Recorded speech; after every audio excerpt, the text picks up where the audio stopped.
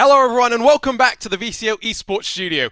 This past weekend we did something quite fun. VCO partnered up with Low Fuel Motorsports to gamify the controversial topic of balance of performance. For FLExTREME we saw a spectacular season opener. It was Unicorns of Love fighting all the way with Williams Esports, but it was Dáire McCormack, Tinko van der Velde and Igor Rodrigues that took the very first victory in VCO and LFM's experiment that is FLExTREME. Dáire McCormack joins us in the studio today, and Dáire, delighted to have you join us after what's been quite an exciting 2022 for yourself.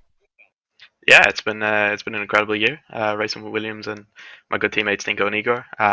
Yeah, we had a successful weekend this weekend in FLExTREME in the Lambo. So yeah, really excited to come away with the win.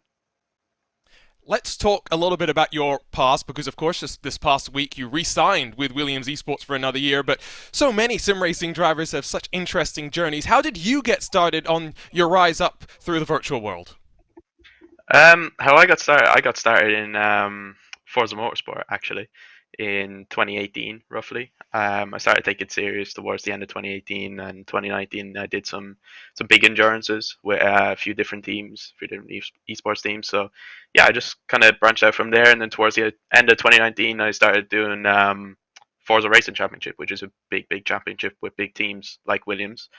And yeah, that's where I got spotted for Williams. I got picked up in early 2020. So yeah, I continued to race on Forza for a little while through 2020. I won British GT, MEA Prototype Championship, stuff like that.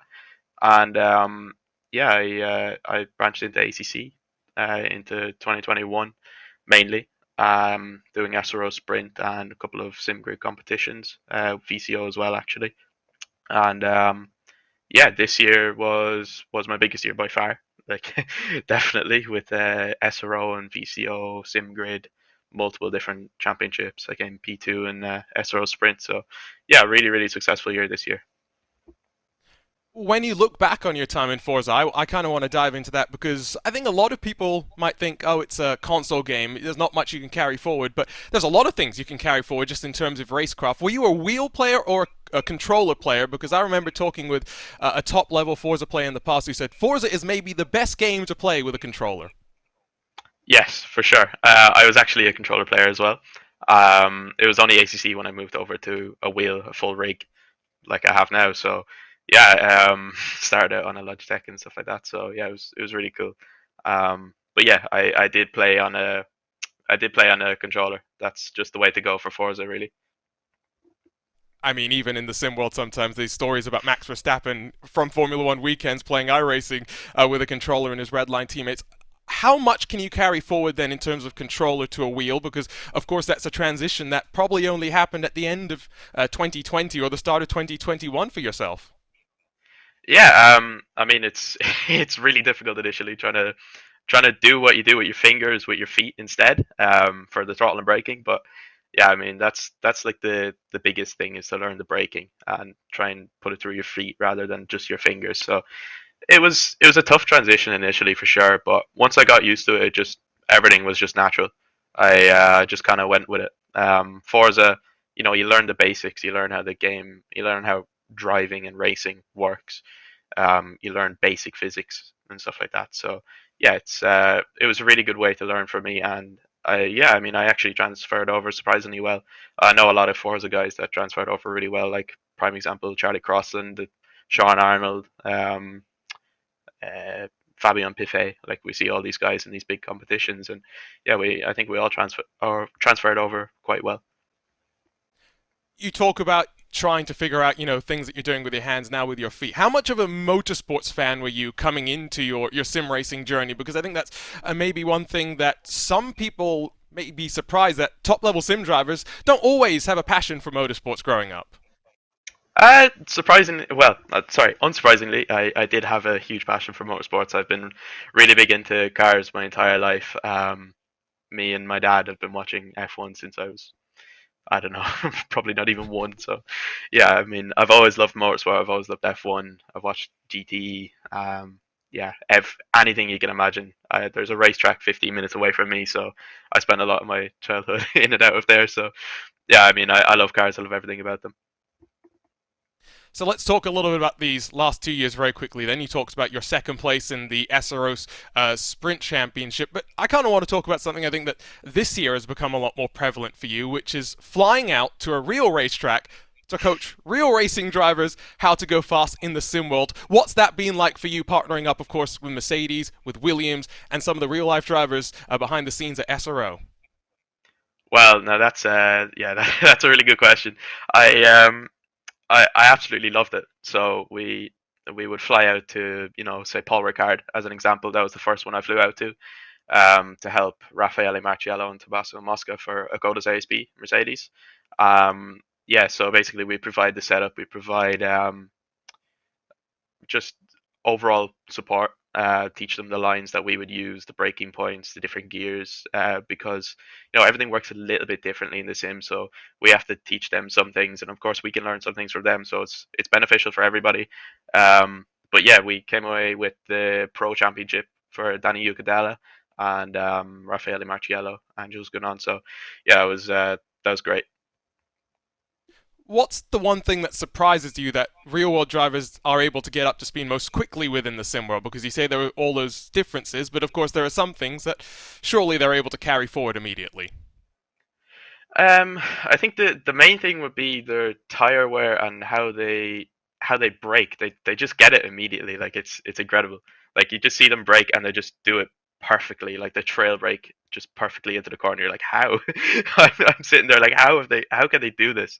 I had to learn this entire thing, but yeah, I mean that's the reason why they're in the real car, right? Because they're incredibly talented. So yeah, of course, there's stuff that we can learn from them to do with say braking, throttle, and steering input. So yeah. I think you said this year in total you've had 9 different trips, of which only 4 of which have been for SRO. So let's talk a little bit just more now about the environment at Williams, because I think Williams, especially this year, right, have committed so much to bring your sim drivers, or the sim drivers rather, out to the tracks to experience it and to really build a bit more of a familial atmosphere, at least it seems from the outside looking in. Yeah, I mean we've had a great time. Like obviously one of them was the Spa LAN at the Spa 24 hours. So yeah, I got to meet everybody that I get to race against. Got to meet my own teammates. There was I think 12 of us went on that trip from Williams. So very very big squad. And yeah, I mean I've gone to the things like the Formula One at Paul Ricard. I got to spend that weekend with Williams F1, which was an incredible experience. I couldn't thank them enough for that. That was unbelievable. I got to go with my dad as well, so it was like a dream come true for both of us. So yeah, that was incredible. And then the most recent trip that I just went on was to Barcelona with Mercedes. So that was just to basically attend the award ceremony for Mercedes. So yeah, it was cool to represent Williams, represent sim racing at something like that. It's yeah, it's incredible. And we're heading away to ADAC on Thursday. So yeah, that'll be the ninth trip of this year, which will just be mind blowing when I think about it. When I only knew that I was going to be on one or two. Must be quite surreal to see how far you've come, not just, of course, with all this traveling, but to represent a team like Williams Esports and a brand like Williams, which means so much in this world of motorsports. Yeah, I mean Williams is a legendary name in motorsports. What seven? I don't want to get this wrong. I think it's seven. Uh, what you call it? Constructors championships that they have. I don't want to get that wrong, but I think so. It's either 7 or 8. But yeah, they're one of the biggest teams in F1, one of the most successful, and to be associated with that sort of name and go to the factory. That's another thing that we did on the trips was head over to the factory and meet all the other drivers, the managers, the photographers, everything. Yeah, it was just amazing to see the museum, the F1 cars. It's it's completely overwhelming, to be honest. It's just an incredible experience.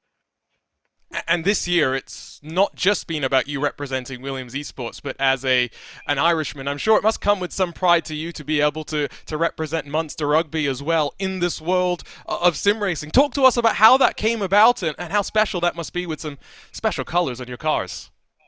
Yeah, that was incredible. I really didn't expect that one. Of course, I grew up watching rugby as well. I just love sports in general. So seeing Munster Rugby approach myself and Williams to drive for them in SRO, it was an absolute shock, to be honest. I was like, wow, okay, well, I definitely can't turn that one down. So yeah, I mean, of course, the livery was beautiful, as you mentioned. I did love that, but yeah, I mean, representing Ireland and Williams, just just just to be associated with something Irish in SRO was incredible. So yeah, that was one of the highlights of the year, was to be approached by Munster Rugby, one of the biggest rugby teams in the world, which is incredible.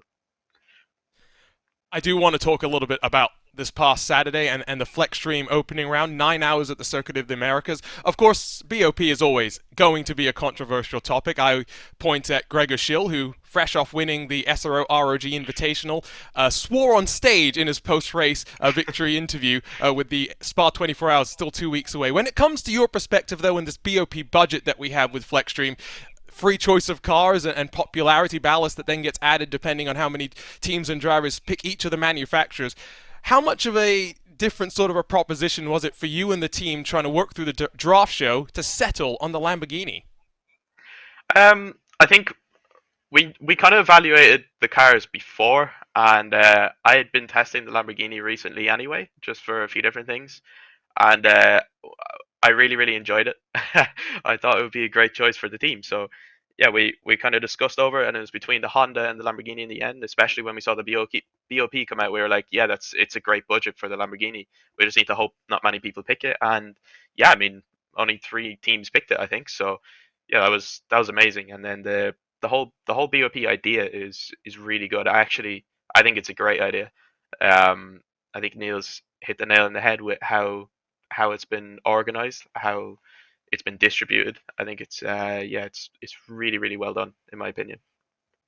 And so for those that maybe missed the race on Saturday or even the pre-show, the budget has to get used across 4 different GT3 specific races. So Williams and Dáire picked 57 kilos of ballast to work through 4 rounds. You only used 10 of those kilos, though, in round number 1. Talk to us a little bit about the thinking there and about how you're going to stretch it across the 3 other races. So without giving away what we're using at the next rounds, um, the 10 kg was a strategic choice to be able to kind of not confirm a P2, but try and sit in P2, because we knew the Porsche, no matter what, even if they took 30 kg, they could have just won with UOL, especially. Like, that team's insane. So the Porsche was a lot quicker, so we needed to just kind of be there, especially with the way the points works. So just being in the top 3 was kind of vital for us at this track, knowing that our car is quite strong at the remaining ones. We don't really have a problem with spending a higher budget at the rest. So yeah, I think it was a good choice to go for 10. We probably could have put on another 5 in hindsight, but that's a wonderful thing. Yeah, I mean, I think the fact that we won was down to good BOP choice. And let's talk about that win, because you talked about the Unicorns of Love and their Porsche being strong, and they led the vast majority of the race. It came down to the pressure at the end, some mistakes on both sides, and then a penalty. But maybe the most crucial hour of the race was the stint done by your teammate Igor Rodrigues, driving with just one hand, having to upshift and downshift with that single hand. I mean, I think we were all just amazed. Talk to us about it from your perspective, watching on as a teammate, knowing that A, you don't want your teammate to make any mistakes because, of course, you want to win the race. But B, you're thinking about, he's injured and I hope he doesn't do anything worse to himself. Yeah, I mean, it was incredible. Like, in practice, we see him getting so close to our times. We're like, how are you doing this? The guy's incredible. Um, Huge props to Igor for doing that. It was unbelievable. Like, he could have done another stint for sure, but I think it was just best to save his wrist and his shoulder, because it would have been too much. So yeah, I mean, he was on pace. He had the consistency. He had everything. He did a perfect job this weekend. I couldn't thank him enough for that. So yeah, my teammates are just unbelievable. I love them to bits. We did really well this weekend. Tinko, of course, doing 3 or 4. I think it's 4. Incredible stints. So yeah, we just had a great weekend overall, and we did exactly what we needed to. How do you celebrate the great weekends? Because the thing with motorsports, right, is unlike in the English Premier League, for example, there are going to be at most 10 winners. In racing, there's only ever one winner. So how do you celebrate the good moments, whether it's a first, a second, or a third?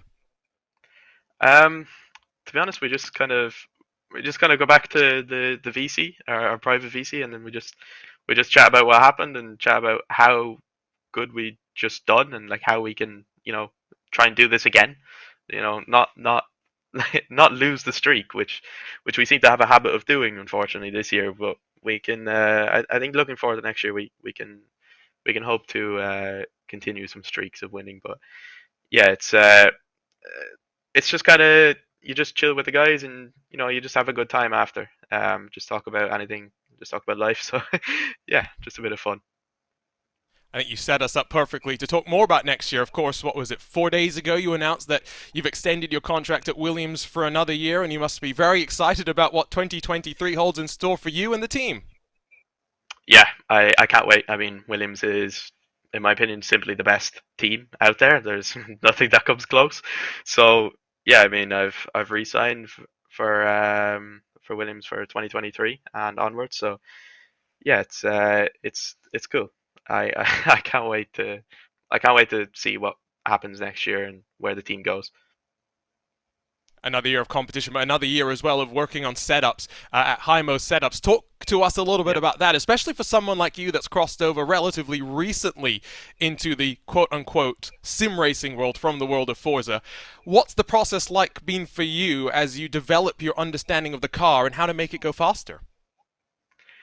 Um, it's been a long process, to be honest. It's been a process of learning off other people, especially trying to figure out how everything works just in ACC in general and sim racing. So yeah, I mean, Hymo has been, I think, up now for just over a year. Actually, 5 days ago, I think, is when we released our first full pack or second full pack, either or.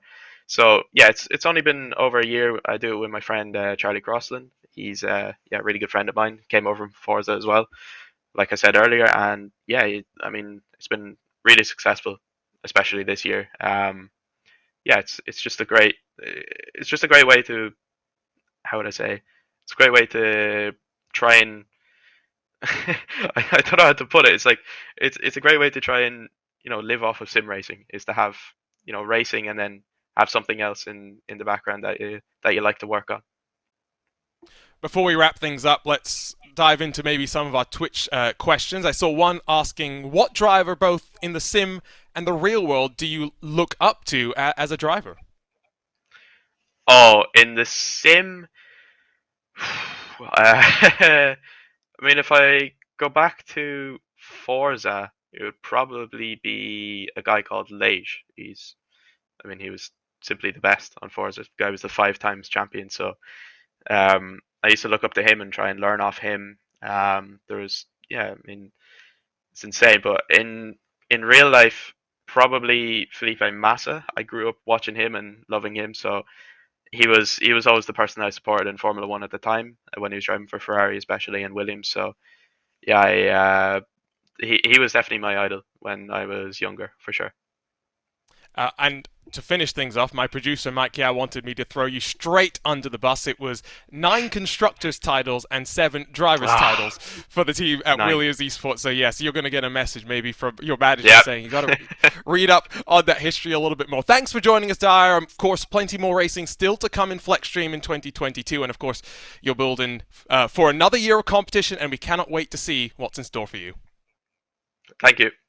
Appreciate it, Arjuna. So that's going to wrap up another episode here of the VCO Esports Studio. We'll be back next week with an exciting preview of VCO Pro Sim Infinity, which of course will be live on VCO Esports on December 9th and December 10th. Until then, it is time to bid you farewell. For the team at VCO, for Mike Yao behind the scenes, and myself, Arjuna Kankipati, thank you so much for joining us once more. We'll see you a week from today. For now, so long and race on.